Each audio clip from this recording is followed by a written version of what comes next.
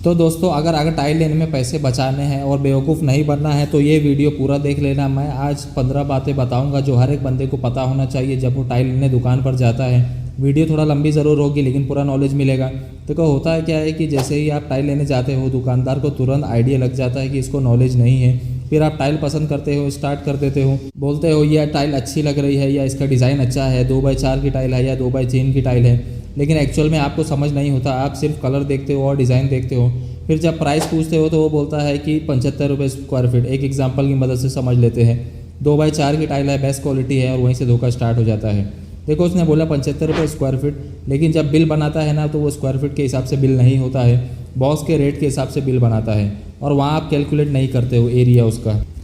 मान लो उसने 75 रुपये स्क्वायर फीट बोला, अगर एक बॉक्स में 2 टाइल है और एक टाइल का एरिया जो है वो 8 स्क्वायर फीट होता है। 2x4 की अगर टाइल है तो एक टाइल का एरिया जो होगा वो 8 स्क्वायर फीट होगा, और एक बॉक्स में 2 टाइल है मतलब 16 स्क्वायर फीट का एरिया होगा।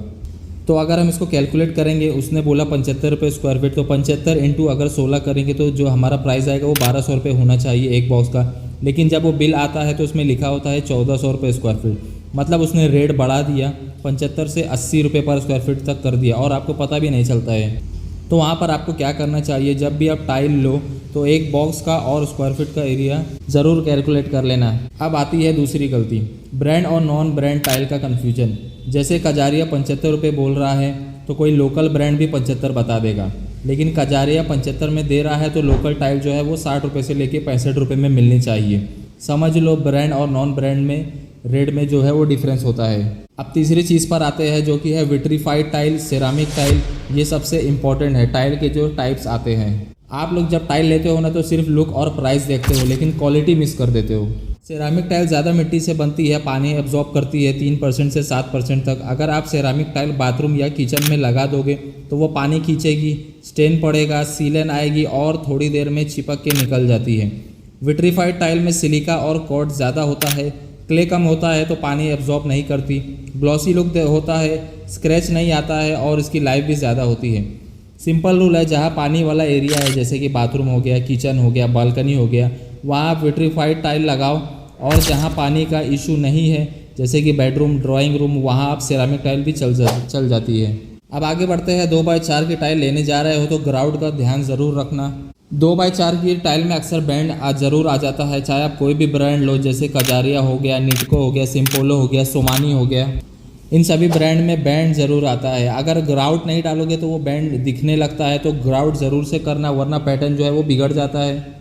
अब पैटर्न की बात कर लेते हैं। टाइल के पीछे ABCD लिखा होता है, ये पैटर्न कोड होते हैं। इनके ऑर्डर गलत लग गया तो पूरा डिज़ाइन जो है वो आपका ख़राब हो जाएगा। टाइल लगने के बाद दुकानदार तो दे देगा, लेकिन जो टाइल लगाता है वो अक्सर सिर्फ A टाइल लगाता चला जाता है। इसका रिजल्ट क्या मिलता है, बाद में हमको पैटर्न बिगड़ जाता है। इसलिए टाइल लगाने से पहले उसको समझा देना, जो भी आपका मिस्त्री है, कि उसको ABCD ऑर्डर में लगाए। टाइल चूज़ करते वक्त भी एक गलती सब कर देते हैं, जैसे कि एक ही पीस देख के डिसाइड कर लेते हैं कि ये अच्छी लग रही है। कभी भी एक टाइल देख के डिसाइड मत कर लेना, कम से कम 4 टाइल्स रखवाओ फ्लोर पर और देख लो कि पैटर्न एक्चुअल में कैसा लग रहा है। शोरूम में लाइट के नीचे सब परफेक्ट लगता है, लेकिन जब आप उसे घर में लेके आते हो तो उसका टोन और जो पैटर्न है वो अलग दिखाई देने लगता है।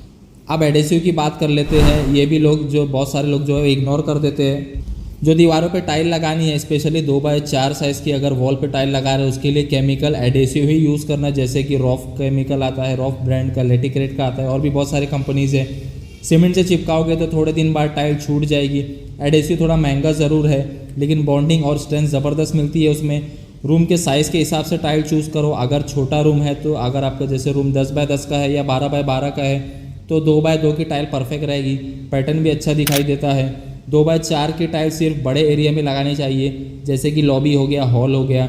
अगर आपका रूम का साइज़ 15x15 से बड़ा है तो वहाँ पर छोटी जगह में आप 2x4 लगाओगे तो कटिंग ज़्यादा आएगा, वेस्टेज बढ़ जाएगी और खर्चा डबल हो जाएगा। 50 वाले टाइल जो है वो 120 रुपये तक की पड़ जाएगी, ऑलमोस्ट इटालियन मार्बल के बराबर हो जाएगा कॉस्ट। टाइल लगवाने से पहले अपने मिस्त्री से रेट फिक्स कर लो। पहले ही बोल दो कि 16 रुपये पर स्क्वायर फीट का रेट दूंगा, चाहे फ्लोर की टाइल हो या वॉल की।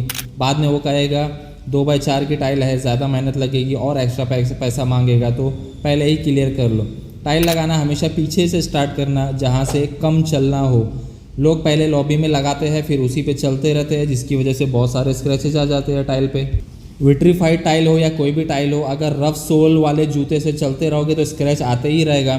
तो हमेशा याद रखो कि टाइल का काम स्टार्ट करने से पहले पीछे से स्टार्ट करना चाहिए, और काम के दौरान फ्लोर प्रोटेक्शन ज़रूर बिछा लेना, फ्लोर शीट जिसको बोलते हैं। 2 रुपये पर स्क्वायर फीट का इसका कॉस्ट आ जाता है, लेकिन जो बहुत की काम की चीज़ है ये। बाथरूम की टाइल छोटी साइज़ में अच्छी लगती है, जैसे 1x1 हो गया या 1x2 हो गया। और एक और टिप, बाथरूम में टाइल ऊपर तक लगवाओ, थोड़ा खर्चा बढ़ेगा लेकिन मेंटेनेंस ज़ीरो रहेगा। वीडियो थोड़ा लंबी हो गई है, लेकिन बिलीव करो इसमें हर पॉइंट है जो दुकान में जाके आपको बेवकूफ़ बनने से बचाएगा। तो दोस्तों ये थे कुछ इंपॉर्टेंट पॉइंट जो कि आपको टाइल खरीदते या टाइल लगवाते टाइम ध्यान में रखना है। अगर आप लोग चैनल पर नए हैं तो चैनल को सब्सक्राइब कर लीजिए, लाइक करें और शेयर करें।